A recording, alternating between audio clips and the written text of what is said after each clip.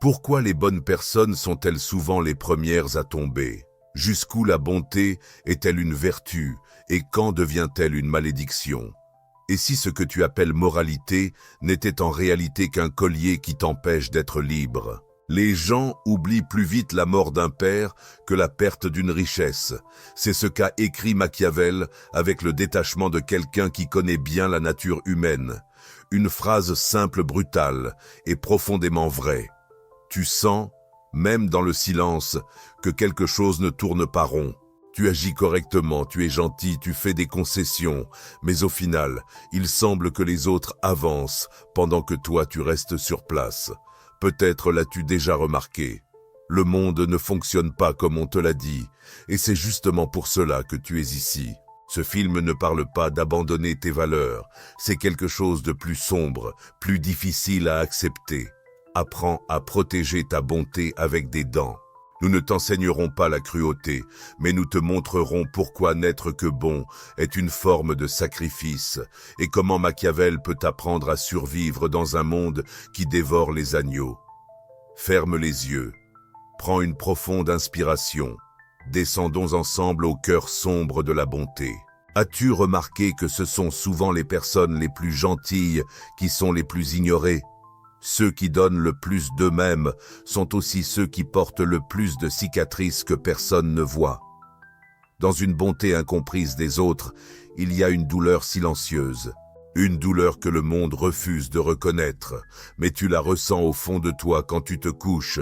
Depuis notre plus jeune âge, on nous a appris que être bon suffit, qu'il suffit d'être honnête, généreux, fidèle, et tout ira bien.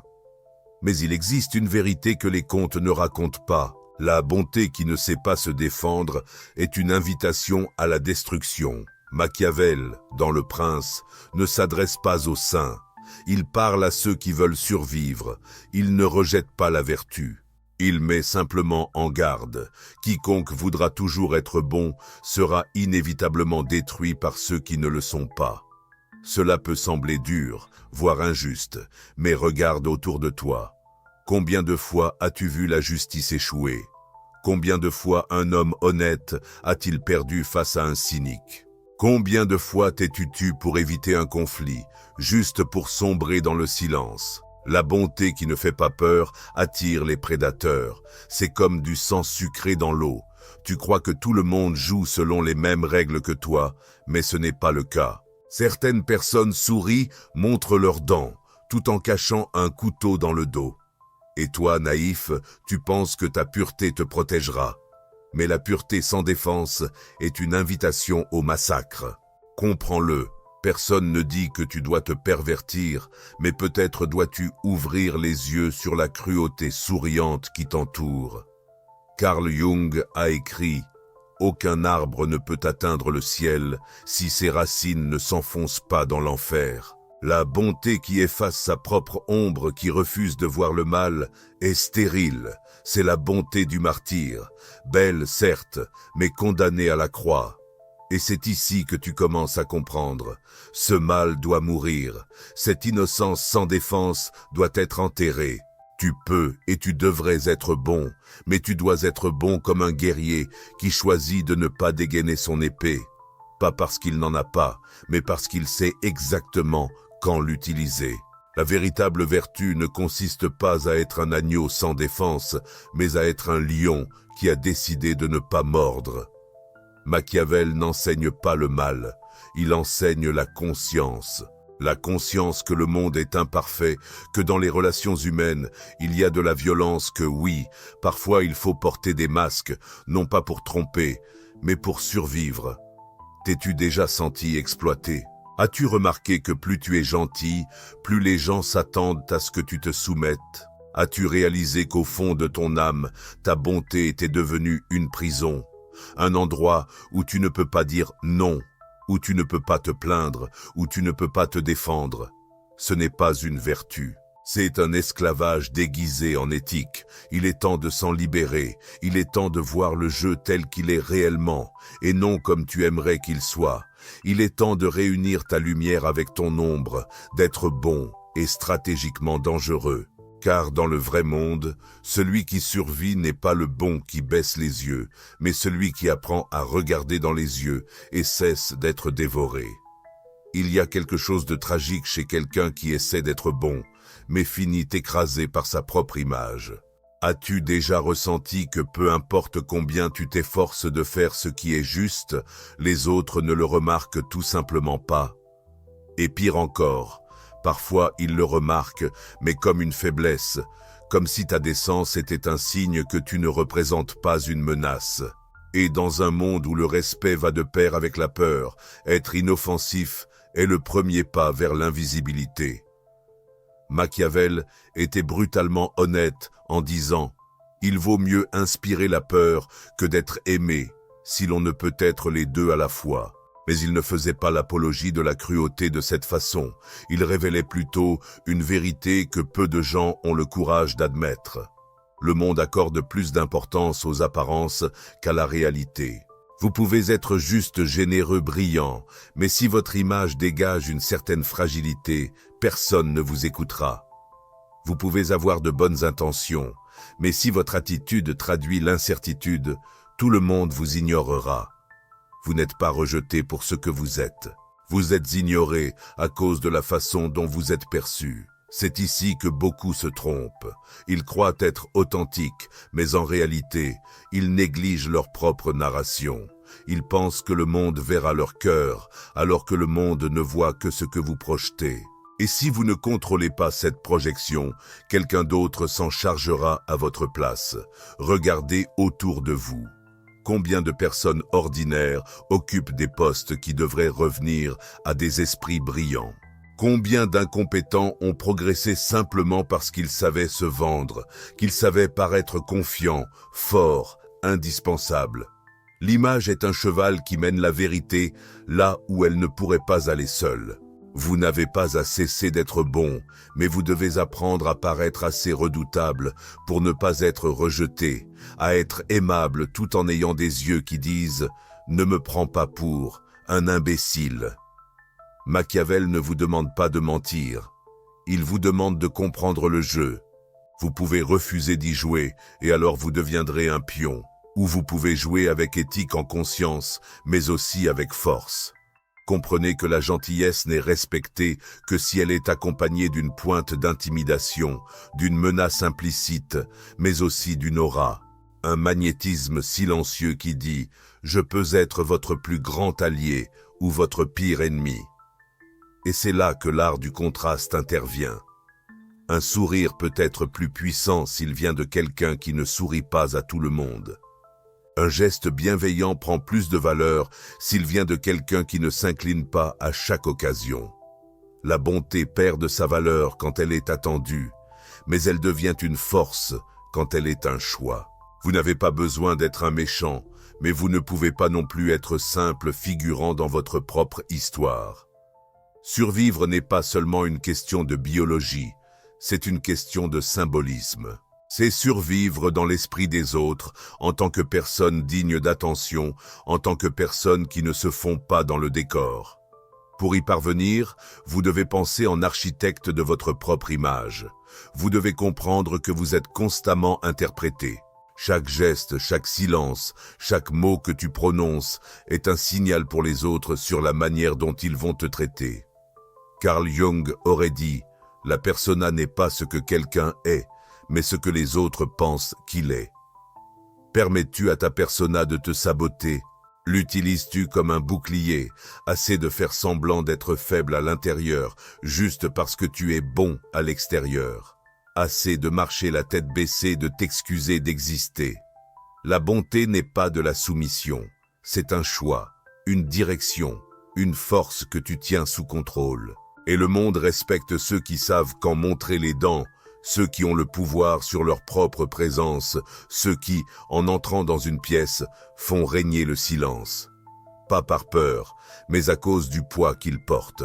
Veux-tu rester celui qui est gentil et que tout le monde oublie 5 minutes plus tard, ou préfères-tu être celui dont le nom résonne encore dans les décisions des gens, même en étant absent? Tu n'as pas besoin de cesser d'être une lumière, mais tu dois apprendre à projeter de l'ombre. J'ai trop parlé. As-tu déjà ressenti cela après avoir ouvert ton cœur à quelqu'un, ce malaise existentiel, comme si tu avais donné quelque chose que tu n'aurais pas dû offrir?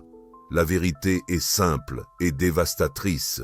Chaque fois que tu expliques trop, tu diminues ta valeur. Machiavel n'a pas parlé du silence comme d'une vertu spirituelle, il l'a présenté comme une stratégie de survie, car dans le jeu du pouvoir, celui qui révèle trop perd.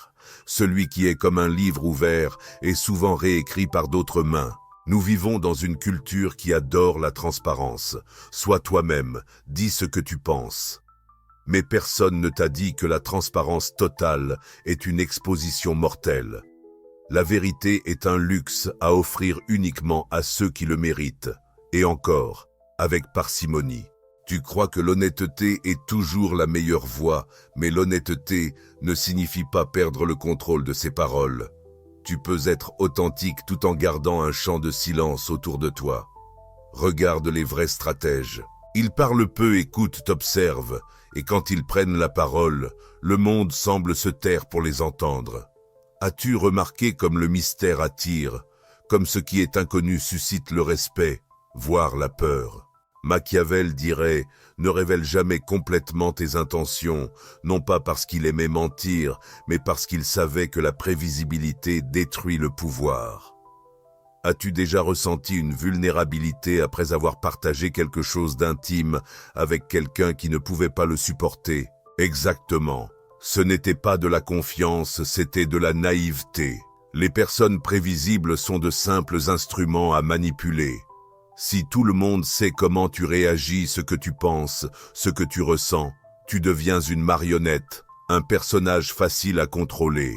Mais quand tu te retiens, quand tu hésites, quand tu crées des zones d'ombre autour de ta psyché, tu deviens épais, impénétrable, et c'est là que réside la force. Il y a quelque chose de profondément magnétique chez quelqu'un qui ne révèle pas tout. Chez quelqu'un qui choisit ses mots avec une précision chirurgicale, chez quelqu'un qui maîtrise son propre temps de parole.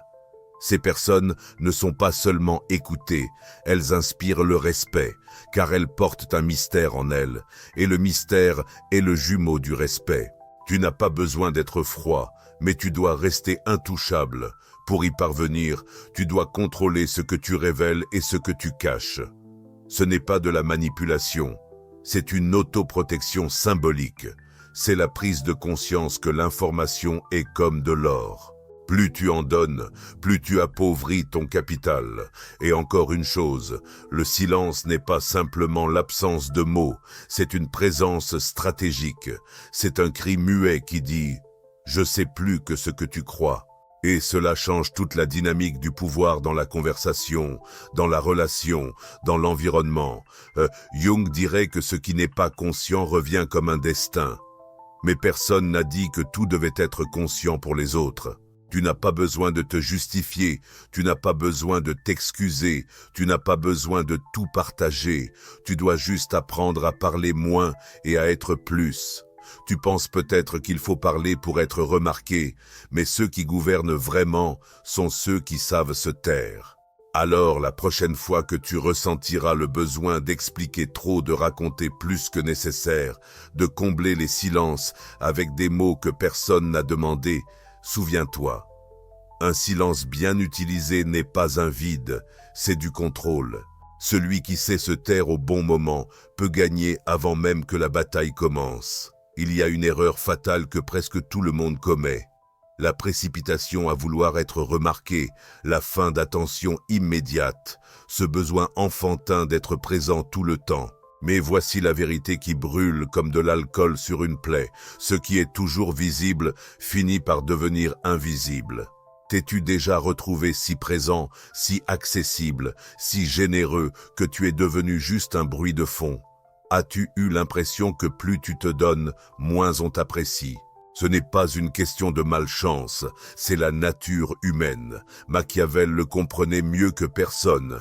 Il mettait en garde contre l'excès de familiarité, contre l'erreur d'être trop disponible. Non pas parce qu'il méprisait les autres, mais parce qu'il savait que ce qui est trop perd immédiatement de sa valeur. Un amour débordant étouffe, une présence trop fréquente lasse. L'attention constante de Zone devient un cri désespéré sous un déguisement. Et toi, combien de fois as-tu tout donné pour être ensuite oublié au moment même où tu avais le plus besoin d'aide? Combien de fois as-tu gardé le silence pour ne pas paraître trop dramatique alors qu'à l'intérieur, tout hurle justice? Ça suffit. Assez de croire que ta présence est un cadeau que chacun reçoit forcément. Ce n'est pas vrai. Ta présence est une rareté et elle devrait être traitée comme telle. La distance est une force, pas un vide, pas du froid, mais un espace contrôlé. C'est l'art de savoir se retirer au bon moment. C'est permettre aux autres de sentir ton absence. C'est disparaître, non comme une fuite, mais comme une préparation au retour. Un véritable prédateur ne chasse pas, il observe, calcule et attaque quand tout est prêt. C'est la proie qui vient à lui. Tu t'épuises en vain à chercher ta place là où personne ne se souvient de toi. Tu saignes en silence dans des relations où ton absence ne ferait aucune différence. Il est temps de changer cela. Commence doucement. Ralentis le rythme des messages. Retarde ta réponse à ceux qui n'ont jamais su apprécier ta présence. Apparaît uniquement lorsque ta présence est stratégique, pas par besoin. Et surtout, maîtrise tes émotions. Tu peux avoir le plan le plus parfait, la stratégie la plus élaborée. Mais si un regard méprisant, un silence ignoré ou un rejet te font perdre le contrôle, tout est perdu. Tu deviens prévisible, vulnérable à la manipulation. Tu deviens exactement ce que les autres attendent de toi. Machiavel le savait. Le pouvoir appartient à celui qui ne réagit pas, à celui qui choisit lui-même quand et comment ressentir, à celui qui endure la tempête sans même bouger un muscle. Car la plus grande force est celle qui ne clame rien. Elle est simplement perceptible. C'est le calme de celui qui a compris que la victoire ne réside pas dans le fait d'être remarqué en premier, mais dans celui d'être mémorisé en dernier. Victor Frankl, un survivant des camps de concentration, a dit « Entre le stimulus et la réaction, il y a un espace, et dans cet espace se cache notre liberté. C'est dans cet espace que tu dois vivre maintenant. » Dans la pause, dans l'attente, dans ce silence stratégique qui sépare l'impulsif du dominant. Être bon ne signifie pas tout donner immédiatement. C'est l'art d'offrir avec une précision chirurgicale, être présent avec du poids et être absent avec impact. Tu n'es pas ignoré parce qu'il te manque quelque chose. Tu es ignoré parce que tu t'es donné tout entier avant qu'ils aient appris à ressentir ton absence. Maintenant, c'est différent. Maintenant, tu comprends que ton absence peut être plus puissante que 1000 mots. Apprends à partir, apprends à attendre, apprends à revenir, car celui qui maîtrise le temps maîtrise tout. Tu es arrivé jusqu'ici, et cela en dit long, peut-être plus que n'importe quel compliment creux. Tu es ici parce que d'une certaine façon, tu savais déjà même avant d'entendre tout cela, tu savais déjà que quelque chose n'allait pas, que ta bonté était épuisée, vidée, silencieusement méprisée, que tu souriais pour maintenir des ponts, mais que c'était toi seul qui portais leur fardeau. Et maintenant tu connais le nom de tout cela, l'innocence vulnérable. Mais regarde, ce n'est pas la fin, ce sont des naissances. Machiavel n'est pas venu te voler ton âme, il est venu te redonner la clarté d'esprit pour te montrer que le monde n'est pas un temple de justice, mais un théâtre de masques. Et que ta mission, si tu veux encore être une bonne personne, est d'apprendre à enfiler ton propre masque avec conscience, élégance et détermination. Tu n'as pas besoin d'arrêter d'être une lumière, mais tu dois comprendre que la lumière peut aussi brûler et qu'il y a de la beauté à apprendre à être à la fois le soleil et l'ombre. Dans l'art du silence sans soumission, dans l'art d'attendre sans désespoir, dans l'art de disparaître sans cesser d'éveiller la peur. Il n'y a pas de chemin facile, mais il existe un chemin de clarté et maintenant, il est devant toi. Reste la question de savoir si tu seras encore celui que les autres attendent que tu sois. Vas-tu commencer à devenir ce que le monde n'est pas prêt à accueillir? J'ai créé ce film avec la tête pleine de pensées et le cœur agité. Je me suis souvenu du jour où j'ai été trahi par quelqu'un que je n'aurais jamais soupçonné. Tu connais cette personne que tu protèges, défends, aides, même au détriment de toi-même? Exactement. Elle m'a abattu d'un seul geste. Et ce qui est le plus cruel, c'est que je ne lui en voulais pas. Je m'en voulais à moi-même d'avoir été prévisible, de m'être trop exposé, d'avoir confondu bonté et naïveté. C'est à ce moment-là que Machiavel a cessé d'être une simple théorie. Il est devenu un miroir. Et si je partage cela aujourd'hui, c'est parce que je sais qu'il y a quelqu'un de l'autre côté qui traverse la même chose. Si c'est toi, prends une profonde inspiration. Tu n'es pas seul. Et, plus important encore, tu n'as pas besoin de devenir cruel pour guérir. Il te suffit de devenir quelqu'un qu'on ne peut plus effacer. Cette chaîne parle justement de ça. C'est une conversation entre ceux qui en ont assez de prétendre que tout va bien, entre ceux qui se réveillent à 3 heures du matin avec trop de questions et trop peu de réponses. Entre ceux qui veulent encore être bons, mais qui savent désormais comment survivre en restant bons. Si cette vidéo t'a touché d'une façon ou d'une autre, laisse un commentaire avec la phrase « La force, c'est une présence sélective ».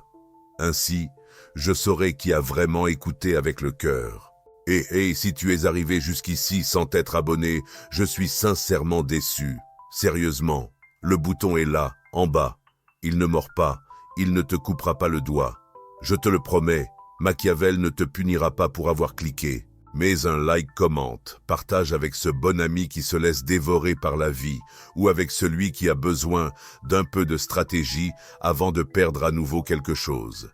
Et si cette vidéo t'a touché, tu dois absolument voir ce qui apparaît juste à l'écran.